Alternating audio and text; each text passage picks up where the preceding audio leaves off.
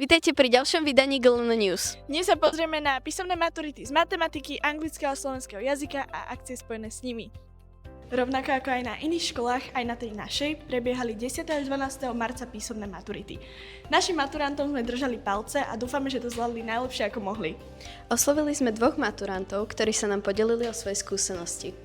Ahoj Niky! Ahoj! Ako tému si vybral na sloh na maturitách? Vybrala som si rozprávanie a téma, už viem, čo je to charita a musím ti povedať, že už naozaj viem, čo je to charita. A si teraz akože cítiš sa taká pripravenejšia na tie ústne maturity, alebo práve že viac strese? Som taká uvoľnenejšia, ale trošku viac strese, lebo je to viac predmetov, ale fake it till you make it.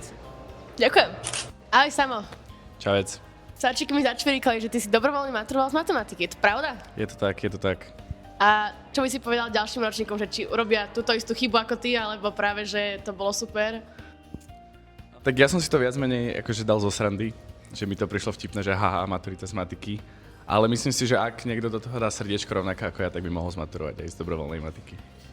Dobre, tak držíme palce, nech ty zmaturuješ z dobrovoľnej matematiky. Už to nezmením, ale ďakujem.